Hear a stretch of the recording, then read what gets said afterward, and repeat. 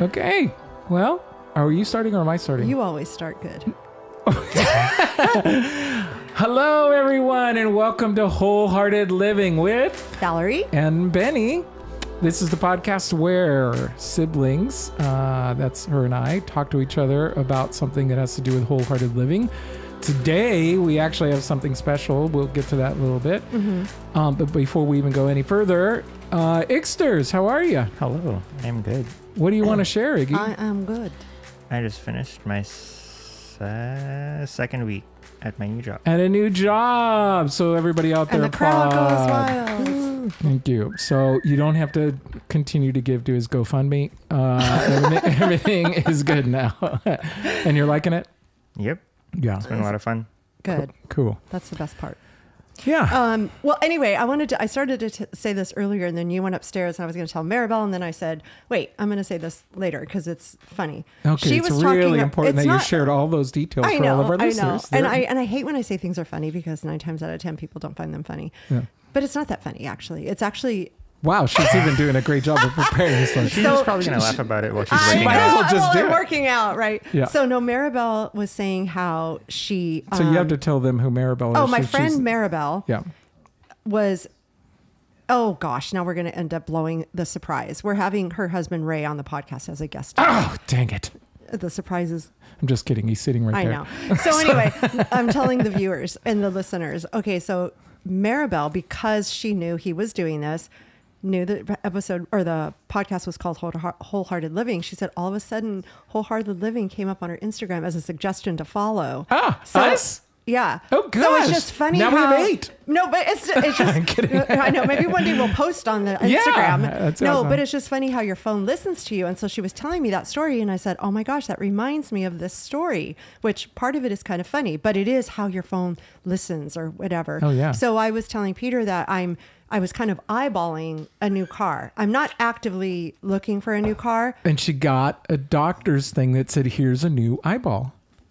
No, I'm sorry. Go ahead. Keep going. All I'm saying is I'm not actively looking for a car, but when I saw this thing come up, I'm like, oh, this looks like kind of a good deal. Let me just click on it. As soon as I clicked on it, It's over. all I get is ads. Yeah. Everywhere I look, there's ads for this car, that car, whatever. Cars I've never even heard of. And I'm just looking at them going, oh, I don't know if, Anyway, all that to say, I'm driving on the freeway the other day. And I just see, oh, there's that one car that was suggested to me. That's what that looks like. Not interested. Doesn't look as nice as I thought it would. Again, there's that car. That's So I get off the freeway and this car makes a right, gets off the freeway and keeps going. And then I get stopped at the light and he keeps going. And I'm like, oh, that looks like a really nice car. Like, I like that look. I really liked the look of the car. I hope by the time my light is green, he's still around so I can see the car. So he did get stopped at the stoplight up ahead. So I'm like, yay. And I'm driving up to it going, oh, I don't recognize that. What is that symbol? I don't know what that is. And it was a Jaguar. I was like, oh my gosh, that's hilarious. That is the funniest story I've ever heard in my entire life. It's not that funny. Oh my but, gosh, you should be on Conan O'Brien. Anyway, I don't, well, that's not funny. I will tell you that every single time I click on anything or talk about anything, I one time said, oh, I'm really trying to get better at swimming. And the next thing you know, there's 5,000 YouTube videos about swimming. Yep. Yeah. Yep. So yep. I keep on saying I want to be a multi-millionaire. And that I'm doesn't not getting happen. any. I know. Oh my God. You want to hear this meme? This was actually funny. What if I said no? Well, you're going to hear it anyway. Okay. So the question's irrelevant. I thought it, well, Peter didn't think it was that funny. He was just like, oh, well, but it was just very funny because it says, oh my gosh, you guys, I'm still here. Okay. It's a little meme and it says, my husband asked me why the house wasn't clean if I was home all day. So I asked him, why aren't we rich if you were at work all day? You guys don't think that's funny? Yeah. Oh, the girls are laughing. I thought it was funny. I do. Yeah. Oh my God. Okay, you know what? I wonder if all the Chinese people that are getting paid 30 cents think it's funny. Iggy, let's start all over. I'm just kidding. You're fine. Or we could just do a rewind. No, we're totally fine. I'm excited about where we have a guest again. I know. Isn't that going to be nice? A guest again. Yeah, we've had guests before. So, but what I wanted to also tell you about is right before we started the podcast, I got my second site for therapy approved, and so I'm all done, and so I should be getting. What's funny is I was supposed to get clients within 2 months ago. I was supposed to get clients like 2 months ago, and now we finally are done, and next week we go on vacation, so I can't get any clients for you guys go weeks. next week already? We're going away for a week. Yeah. Oh, just a week. Okay. Yeah. This is not Belize. We're going. We're actually driving to. We're driving all the way to Canada. We're going to go up to Canada, and we're going to go see Patty's niece, our niece in Oregon, and then just whatever. We're going to be there for a couple of days with her and her partner, but we're also going to. We're just wanting to explore. We've never done it, and we're driving. We've never done. That's fun. We've never done a long love drive. road trips. Yeah. So we originally were not. You want to know what's interesting? Are you taking the new car, or are you renting a car? No, we're going to take the Bug. Why would they rent a car? Why wouldn't they? You just take the new car? No. We're taking the new car. Yeah, for sure. We like it, and it's get 40 miles plus to the gallon. How do you say that? Yeah. 40 miles to the gallon. I said that right. Mm-hmm. So that's nice, and it's just a nice car. We still like it. We still get in it and go, oh, I like this car. You still after 6 months? Yeah, a year and a half. Oh, it's been a year and a half. Oh no, that's right, because we bought another the one. New one. Yeah, that's right. So, anyway, yeah, it's fun. We've never had a new car. We never had a new car. Well, so. and I'm looking for a. I'm not looking. I keep saying that. Just things keep popping up. But I am not going to buy a brand new one again. I'm just going to do like a 2-year-old car or something like that. Yeah. I don't know. We'll see. Well, one of the things that's hard about this is wholehearted living with financial advice, but one of the hard things about a used car is unless you're paying cash, the interest rate is always higher than a new for car? the loan. Oh. Whereas if you get a new car, it's often 0 to 2% or something like that. Oh. So that's a thing, because in the end you might end up spending the same amount of money monthly. That's a good point. But I guess I'll have to look into that. Yeah, so that's the thing. You're speaking of cars. Did you hear Nicole got in a car accident? No. Oh my gosh. I'll make this quick for the listeners and viewers, but it's kind of a good story in terms of everybody's fine. So she was driving home from Orange County, and just all of a sudden, bam, a car hits her, and she's just got spun out. She hit the median, if you will, and popped the 2 tires, and then like circled over to the other side of the freeway. Thankfully, no other side, meaning she not on the oncoming, but I mean, she was in like the fast lane or second fast, so she ends up way over on the other side. And she just said it was going one direction, and all of a sudden the girls were screaming. And she goes, first of all, I was ready to scream, and then my girls were screaming, so then I had to be mom and go, we're fine, as she's telling herself, drive into the skid kind of thing. And they end up off on the side. Everyone's fine. Nobody's hurt at all, but they can't find the car. So she says the car hit and ran. And so, long story short, when Richard came to get them, he saw a car off to the side, and he goes, that's interesting. My wife was just hit. Let me go see who this person is. So he goes over to her. She was a flight attendant. She said, I think I hit a wall. And then he's just like, oh, and he secretly took a picture of her license plate, and he was like, do you, he go, I don't remember exactly the conversation with her. Right. But she didn't say she hit anybody. So when the police were there for Nicole, he gave the police that information. And, again, trying to make a long story short, it ended up, they were just like, she was saying that she hit a wall. It was a hit and run. Or there was no witnesses. So how are they going to prove that she did it? Well, what ended up happening was Nicole got a call from that woman's insurance company.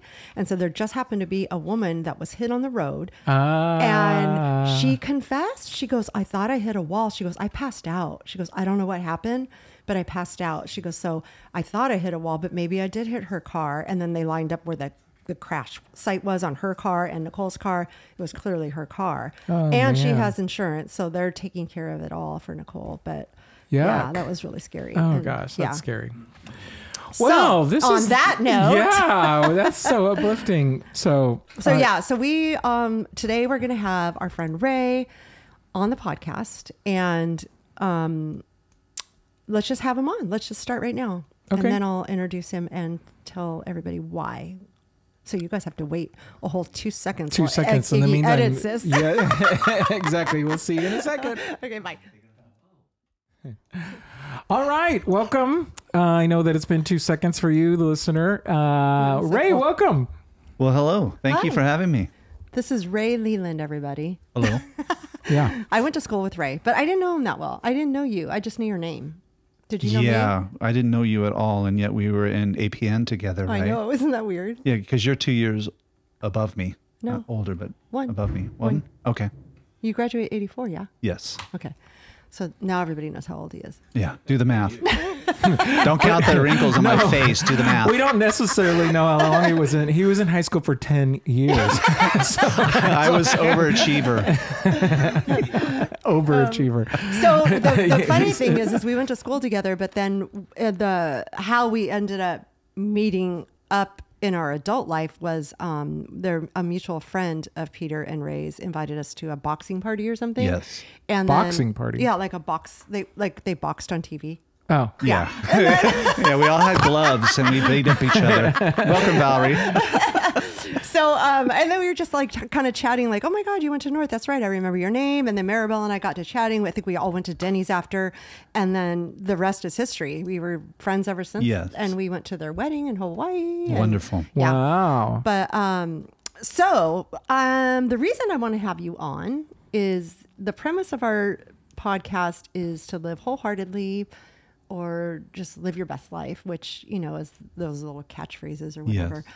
And so I thought of you because there's a couple things I know about you. Just a couple? Well, there's a lot. Yeah, but we'll just make sure we keep the couple on the show. I won't tell everybody about everything. No, That's a different show. but you aren't a gossip. What? Say that again? You're I'm- not a gossip. Say more. What do you mean by that? You don't gossip. Okay, just want to clarify for me. I'm kidding. No, I feel like, you know, there's a lot of times that somebody can chime in on a conversation, especially when you've been wronged by somebody. And I know, you know, there was somebody in our life that you kind of were just, he kind of, I don't Okay, know, for wait, lack wait, of wait. a better word, Go for he did you wrong. And as much as I can say negative stuff, you never chime in. You just don't. So I feel like you live wholeheartedly because of that. And the other thing is, I feel like you also have one time we were in, I believe, Vegas, and we were all just sitting around talking. And you said, you know, at the end of the day, I want to just leave an imprint of goodness, that I've done goodness in this world. Like you wanted to leave a mark of some sort. Was I drunk? No, you didn't drink at that I time. know. I was just kidding. That's awesome. I love You it. didn't drink at that time at all. But, Okay. yeah. I'm very curious about something. Can I ask a question? Yeah. Here's my question. Tell us a little about yourself. Oh, no, don't. I want to just ask questions. Yeah, no, like I'm curious, like, are you married? Do you have kids? And yeah, that kind of stuff. Yes, I am married. I have two boys. One is 19, one is 15, soon to be 16. And I've been married it should be an accurate date, 20 years. We just had our 20th anniversary, I guess, last year. And I am a licensed marriage and family therapist. Hey, I've been doing that for about 25 plus years, from infancy to license, and having my own private practice for about 25 years. So, I mean, piggybacking on the wholehearted living, that's one medium that I Yeah. can actually live out a wholehearted living, because I do a job that doesn't feel like a job. It actually feels like a calling. So the cliche would be, I don't work a day in my life.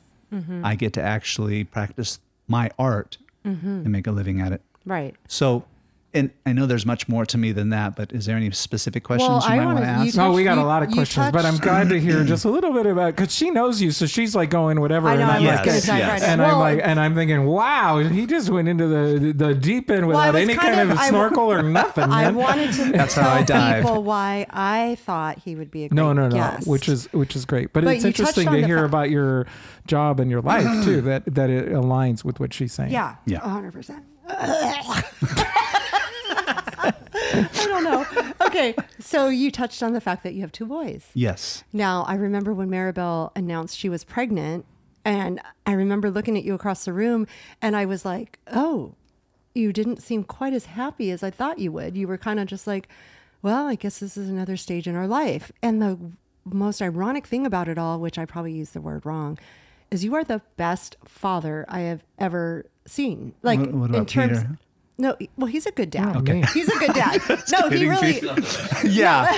No, he. Number one dad. Number one dad. So I'm gonna get him. No, I'm gonna get him the T-shirt number 2. No, just kidding. No, he's a great dad. What's I interesting agree. is I at agree. Father's Day, she sent me something saying you're such a great dad.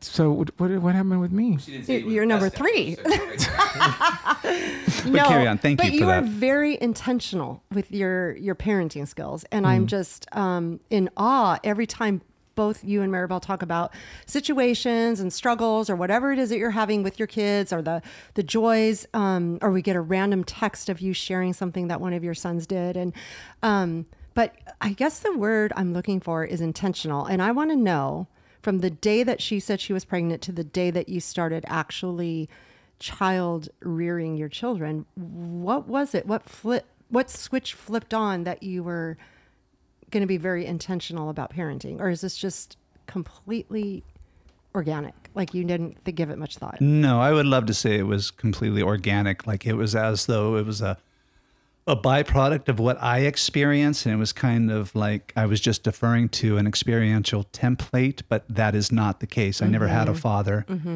And I have 3 different myths about my father and about my birth. So that could be for a different story. So I didn't have anything that I could defer to as an organic manifestation of fathering or parenting. I think what I had to do was refer to what I didn't have and thought the antithesis of that would be good parenting. And so I think I did it based on kind of more of a compensational perspective. Like what you would have liked? Yeah, what I would like, and that works for a while. But when you defer to yourself as the subjective standard for all people, that can become a very backfiring thing, because as my boys get older and they individuate and have their sense of autonomy, it shakes up my structure of what I should be as a parent and what they should be as children. Yeah. And so I'm realizing now that if I hold to that structure dogmatically, I will choke my boys, metaphorically speaking Yes. here. At least Benny called the DCFS.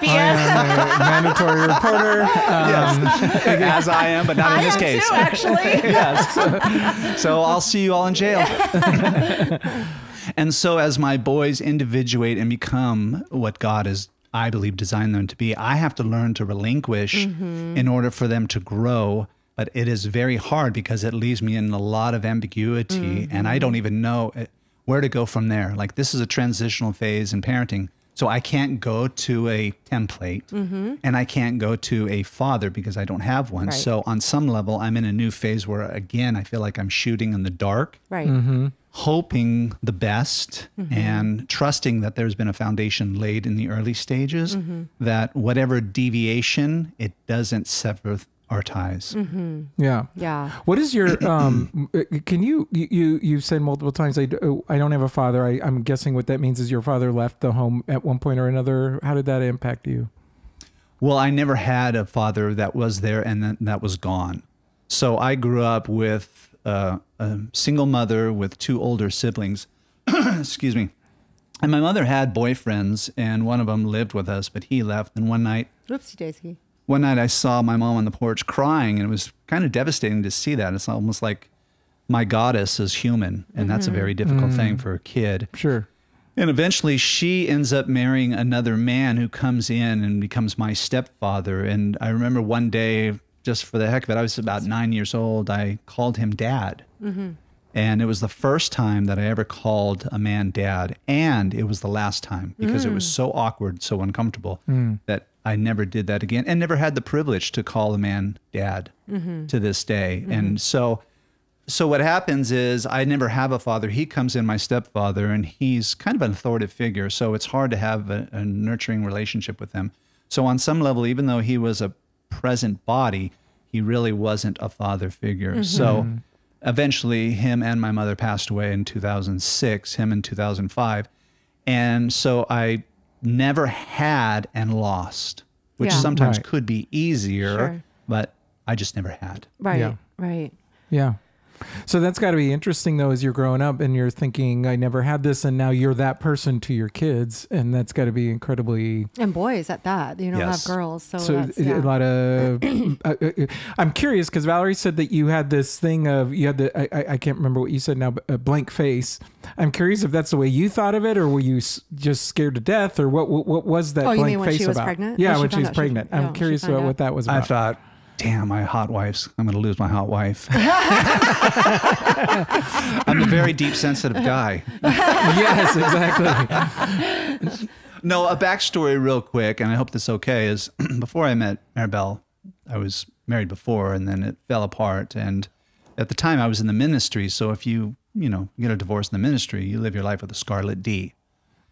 That's what I thought. And so the thought of being married and having children was never going to happen. Yeah. So that desire, if there was a desire for that, I had to let die. But then I had a gracious opportunity to meet Maribel and get a chance to be married again, even in the face of my scarlet D. She was gracious enough to overlook that.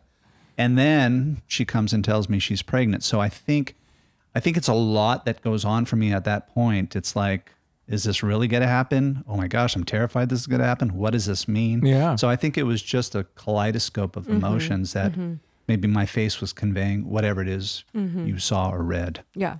Yeah. It was the joy in Maribel. And then I look at Ray and go, yeah, I guess we're having kids. Well, I have to say, And the Dodgers are playing tonight. Did you know the Dodgers are playing tonight? well, and Benny, maybe you could speak to this too. As a male, I don't think little boys grow up going, I can't wait to be a daddy. You know, we're around thinking about how do we leap a tall building in a single bound, and how do we slay a dragon? Not like I can't wait to change a diaper. Yeah. Yeah. So I don't think that's one of those moments in men's lives, and they get affected. Don't get me wrong, this is not universal, where it's not like my dream is coming true. To get married and have babies. Exactly. Yeah, I've been yeah. thinking that all my life. Yeah, So, yeah. and especially me coming from a family that did not exemplify what marriage looks like, or even what family looks like. So I just thought, okay. Yeah. You married Maribel thinking, oh, good, I have a partner for life. And Yeah, then, and she's hot. Yeah, exactly. And she's Oh, yeah, and I'm very deep and loving and caring. Yeah. Oh yeah, that too. Yes. So no, that's good. But speaking to what you said, I mean, it's definitely the case. I think that males approach it differently. I was excited because my wife was excited, and she wanted a kids, and it took us a long time to have kids, 5 years, and so they each took 5 years, and so it was not an easy. It was a medical miracle kind of a thing. It wasn't biological, and so the thing is that it was exciting because of that. Yes, Yeah. But I imagine. think, but for you, it sounds like you guys were married a year, right? You guys are married a year, so you went from, oh, finally, I get to get married, and hopefully this is going to work. I'm guessing is going to be great compared to my last one. Yes. And what? Yeah. We're having a kid now. Yes. Yeah. So that's a. Oh, she's Mexican too. So. As are we. Yeah, I just feel like you're pregnant just because I'm sitting next to you. Oh, we'll have to edit that part. I know. Well, Sorry. it's funny that you even brought that part of it up because Peter and I got married and I had the 2 children. We were a built-in family, and I didn't want any more. He didn't want any children, so he was obviously going to have to take on the 2 I had, but we weren't going to have any together. And so, and even the first year we were married, we're like, yeah, we're not having kids together. People would ask, no. And then he goes And and then has, I have a kid. and Not then me, my we- wife. Oh, okay. Yeah. We went to visit them, and Peter held Ashley as a baby, and just his arm, he was just like looked up. He had almost tears in his eyes, and he was like, I want one of these. And so we went home and made one. Okay. No, they stole Ashley's. If you can hear us, don't worry about it. Just if you can hear us fine, don't worry about it. Yeah, I can hear you. Okay, so just make sure you stay Yeah, close, no and we'll be problem. good. And Iggy will give you a signal if you're walking away Okay. from it. But So okay. getting back on wholehearted living, so how would you? Valerie was asking you about your personality and what she's seen. Where does that come from? Well, can we revisit what the actual question is? I mean, I know, Benny, you're kind of saying it, but what is the question that you might be specifically asking me? You said 2 things, gossiping, and then you went to children. Well, did you, because obviously you got into a field where you're going to help people. And so you probably have like kind of a mind frame on how you talk with people or what have you. But have you always been this kind of person where you maybe don't have idle gossip? You don't chime into negativity. Like I don't remember, Peter and I were talking about this the other day when I was telling him that I was going to ask you to do the podcast. I said, I don't think that Ray's ever talked negatively. Like I don't hear him ever talk negatively. And he's like, no, I don't know. He doesn't. So was this always your persona, or did you just one day say, you know what, I want to be a better person? Or do you know what I'm saying? Yes. Like how... Yeah, where does this come from? Yeah. Where does that character trait of being what it sounds to me like is what she's saying is genuine and not gonna like throw mud on something. You're not gonna throw more gasoline on somebody's fire. Yeah, and I would love to say that was just kind of an innate character that I had all my life.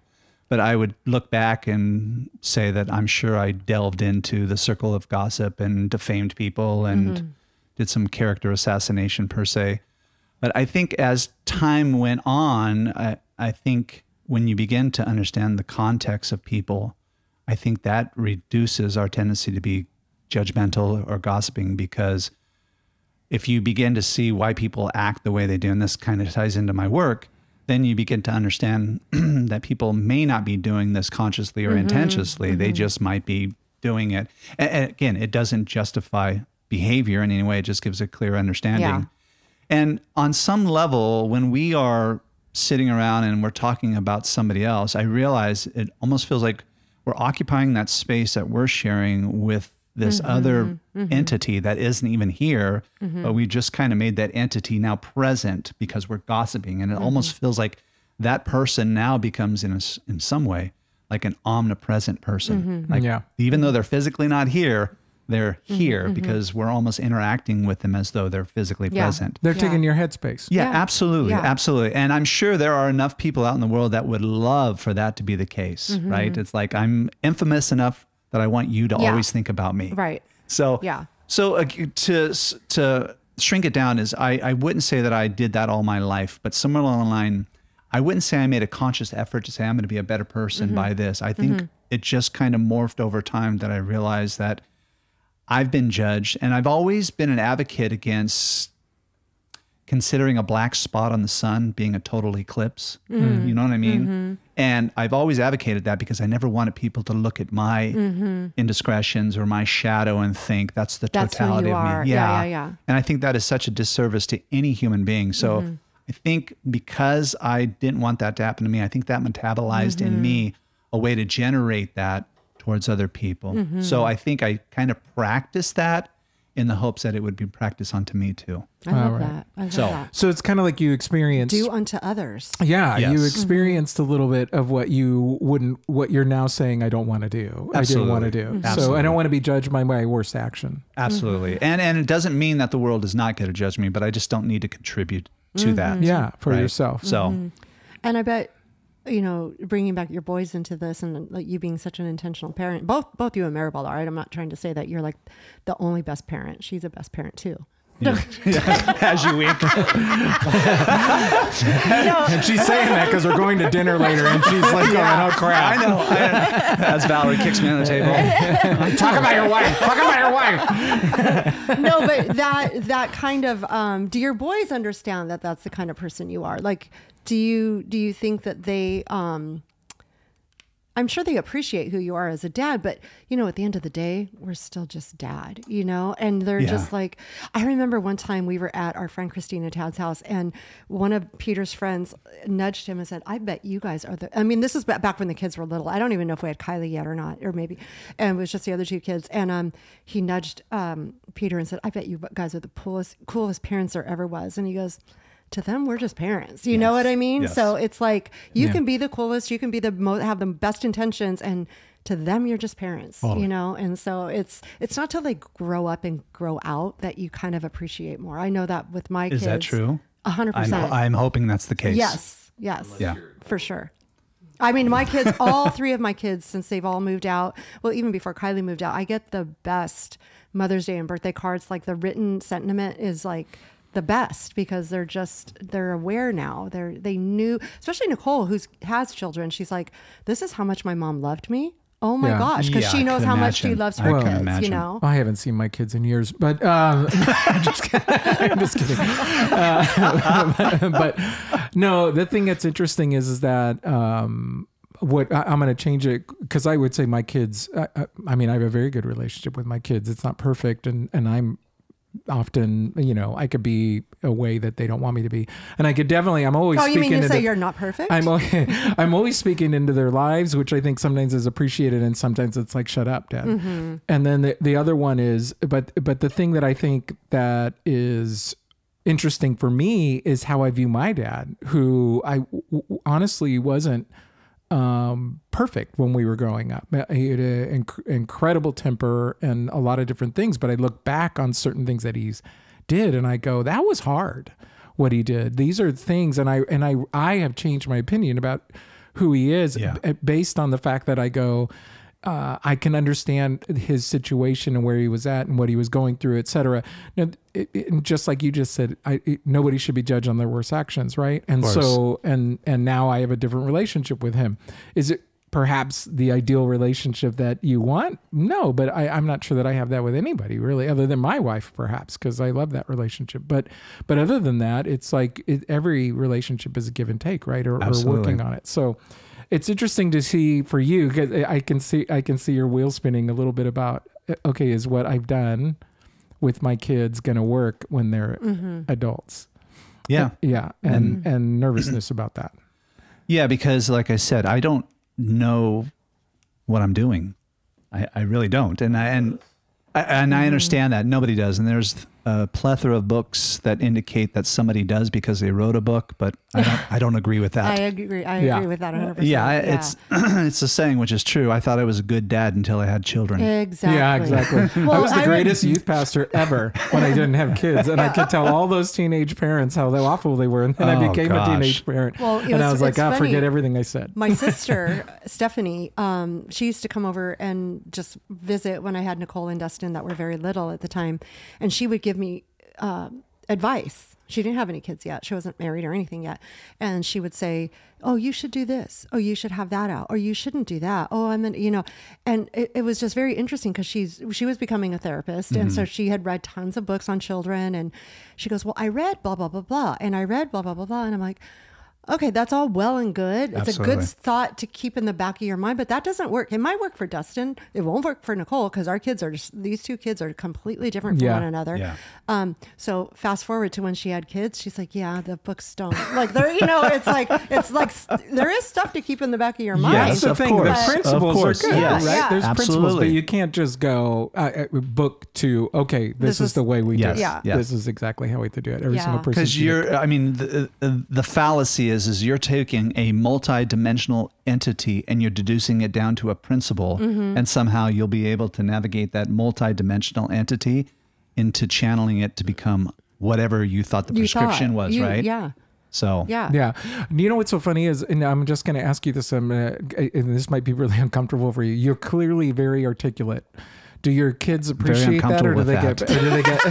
I'm from the hood. No, the question is what I'm wondering is, I'm wondering if your kids appreciate it, and do they get lectures? Oh gosh, I just saw her. Sometimes. No, I would say, in all honesty, I don't. And you could laugh. My wife's over there for some of you. And I would imagine, I don't give lectures what I'm assuming you're meaning by that. Like, sit down, I'm going to tell you the rights and wrongs. I'm going to show you. I don't do that. And I don't say because I'm a wise dad. I like to, the goal for me is to allow them to become whatever God intended them to be. Yeah. And so I am learning how to relinquish my presuppositions and what I think is something that I should prescribe upon them, because they're going to live in a world that's going to be full of prescriptions. And there is a part about me that doesn't want to contribute to that. It doesn't mean that I'm apathetic or passive. It's just I don't sit down and say, okay, you did wrong. This is what you need to do. In what I think you're asking when it comes to the stereotypical term, Do you lecture your kids? Yeah. I would have to say I don't. And I can agree with that because there's been many conversations when we've had the four of us and Maribel will tell me, and I sat Ethan down or Aiden down and I told him this, that, and the other. And I look over and Ray's like, okay, enough. Yeah. Well, what I'm wondering is because the good thing about a therapist is you're a listener, hopefully, if you're any good. And then the other part of it is, you are able to speak into what you're hearing underneath as opposed to what the words are saying necessarily. And the truth is sometimes I'm a better therapist than I am a father. Yeah. Well, isn't that always the case? Yes, absolutely. Yeah. I mean, what I mean by that is most people, it's like if we would put the energy, I'm not saying this has to do with your energy output, but if people would put the energy that they put into their work, into their family, almost no family would break up. Yeah. But you know what? And to that point, I almost feel like Ray does put a lot of energy into, and you can correct me if I'm wrong, into parenting, but there's that emotional component where you have a client and that's your client. That is your job. And you want to be able to communicate in a way that you feel like you're compassionate and understanding and all that stuff. But it's so different than having your offspring. Totally. And you have because how many times have I talked to you about certain things and you just said, you know what? Is this normal to feel like this? Like, I feel like, I don't even know what to say to him right now because I feel so hurt, Yes, Whereas if you had a client in front of you, you're going to talk it through with that client. You're not going to go, you know what? I'm really hurt right now. Can we take a break? Yeah, absolutely. Absolutely. That's so funny. Well, and the thing is, real quick, I just want to say, because I didn't have a template, like I said earlier, what ends up happening is I kind of go balls out, meaning I become enmeshed thinking that I'm doing a healthy attachment, but you don't realize how enmeshed you are until the severing of the ties begin to happen. And it's like, don't leave me, don't leave me. I'm like a little schoolgirl with my boys. It's like, I can't stand you. I'm cutting them off. I'm cold. And all of a sudden they're like, I love you, Daddy. Oh, I love you too. Yeah, we didn't break up. But it's like, I'm true. bipolar. I'm borderline, because of and it makes me realize how much what I thought was deep, deep love, which it is. And there is an aspect of codependency that happens too, from me to my kids. And if I don't watch that, then I'm going to snuff them out in order to regulate my codependency. So I have to be mindful of that. And it is humorous, but it also hurts too. For sure. Yeah. Okay, so I think we have more to talk about. We do. We want to still chat with you, so we're going to for the listener and the viewer, we are going to stop right here and we're going to do part 2 because we don't really want to end this conversation with Ray. So thank you. So stick around. And we'll be right back. So folks, don't forget, in case we want to remind you that you can follow us at wholehearted_living_podcast on Instagram, and you can find us on YouTube. Subscribe, please. Make a comment. Send it to us. We would love to hear from you guys. Thank you, Ray, for being here, and we'll see you in just a little bit. Well, not a little bit, because this is going to be a week later. Oh, a week later. So we'll see you all in heaven. Okay. All right, you guys, bye. Ciao.